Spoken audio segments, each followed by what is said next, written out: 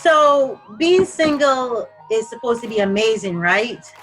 So how come I meet so many women who are single and they're having the worst time of their lives? Why do women who are single think that they are at the bottom of the totem pole? Why do they think that being single is such a horrible thing to be? Well, we all know why. We know it's because society tells us that being single is a taboo and that having a man or having a relationship with someone else is where it's at. Yeah, I agree with you. Relationships are great when they're great. But being single is not all about having a relationship or trying to attract a relationship. Being single is one of the most important times of your life. Being single for a man or a woman shouldn't just be about having fun. I mean, nothing is wrong with fun. I am not fun averse. But what I'm saying here is being single is about you this self-discovery. It's about you learning about yourself. It's about you understanding yourself. It's about you discovering who you really are. The problem with being single and having an issue with being single for most of us who are single is that we don't want to spend time with ourselves. We don't want to get to know ourselves, and we don't want other people to even tell us about ourselves. How many of you feel like that? But being single is a great opportunity. It's an opportunity that's often missed because of societal rules, because of groupthink, because of people's expectations for people who are single, and because of your own expectation for yourself. Listen to me. Trust me on this. If you are single right now, you are sitting on the top of the Empire State Building.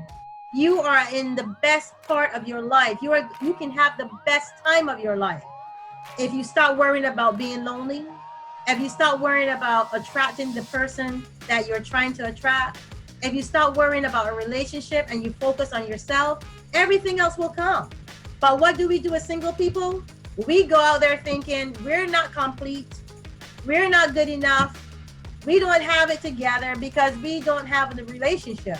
And that is a precursor from further trouble. When you think about it, most of the people that I've counseled and most of even my friends, they've spent their entire lives in the pursuit of what society tells them is the norm. Finding a relationship, getting caught up with somebody else, giving yourself to someone else, trying to create a family, trying to create a normal atmosphere that somebody painted a picture a long time ago. What if you didn't have that picture? What if television and music and people didn't tell you that you had to find a mate in order to be completed? What would you have done then? Where would you be?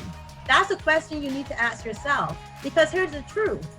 If we didn't have those societal norms, if we didn't have somebody, our mothers or fathers or family members pressuring us to believe that we have to be absolutely in a relationship from the time we are born, what would we have become? What greatness would we have accomplished? Or what great things would we have done outside the parameters of a relationship? For many of us who are single, we find our relationships. This might not be you, so if this is you, please, you can stop listening right now. But for many of us in relationships, what we have done is that we tend to give ourselves to the relationship. The relationship building is not so much about building the relationship with the understanding that the other person has to meet us halfway. We go into the relationship thinking we have to build a relationship. We have to build a bear, like building a man from scratch or building a relationship from scratch.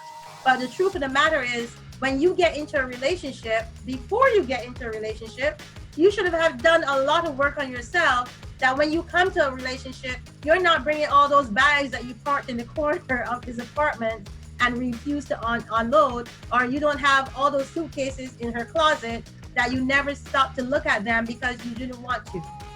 We bring baggage to the relationship. You've heard that before.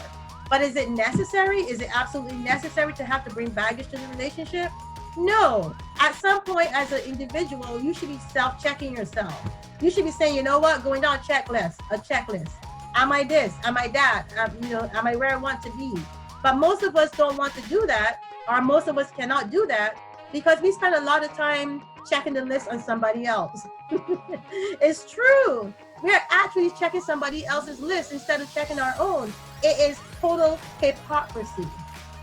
We practice hypocrisy because it takes us off our own course, because we don't want to go down that course because of fear. A lot of people are afraid of the unknown. A lot of people cannot push themselves So they look for someone else to push them, whether it's a negative push or a positive push. That's what a lot of us go in search of. But being single is a great thing. Being single is an awesome thing if you can find yourself, because finding yourself is the absolute thing in this world. So finding yourself without someone else telling you who you are is a benefit to you, especially if you're going to get into a relationship. What happens if you don't find yourself? What happens if you don't see the benefit or your own value? Is that when you take that non-value and that lack of benefit to a relationship, then you have someone trying to tell you what you are or who you are and what you should do. And then that becomes a problem. But guess what? You're setting yourself up. So here we are spending a lot of time. You know, the mating game is real. You know, the law of attraction is real between men and women. It's inevitable that you will want to have sex with someone, or you will want to mate with someone and give them children. But what is not real is the fact that you think that the time that you should be spending getting to know yourself is taboo. What is not real is the fact that you refuse to spend that time that you have really getting to know yourself and working on yourself, instead of trying to attract someone else when you do not know who you are. It is the biggest problem in relationships. It's the biggest problem in the relationship with yourself and other relationships you may have with other people, but it's the biggest problem in relationships that go wrong. Think about this, for example. When I was married to my ex-husband, I was overweight. I'm a small person, and I went into a size 14, 16. And I came into that relationship, and I complained all the time about my weight. I was like, I didn't like it. I still don't like it. You know, I'm like, I didn't like myself like that. I wanted to lose the weight. I was always complaining, moaning, groaning, bitching. And then when he started to complain, moan, and groan and bitch about what I was moaning, groaning, and bitching about, it was a big issue for me. I was like, wait a minute. Because it was one thing for me to complain, one thing for me to bring it to the forefront of the relationship, but it was another thing when he took hold of that thing and made it like it was a law. It was a law in our relationship. It was something that had to be addressed, and something that he felt necessary to address because it was a thing for me. I made it a thing, and then I actually resented it when he took that thing that I made a thing and took it all the way home. It was like every time I turned around, it was like, you shouldn't be eating that. You shouldn't be doing this. You should be going to the gym. So here's the thing. That's a perfect example of not working on myself prior to coming into the relationship. I didn't understand that when I came to the relationship that I should be whole. I didn't understand that when I came to the relationship that I should have dealt with a lot of my insecurities, that I should have dealt with a lot of my distrust or my issues from my childhood.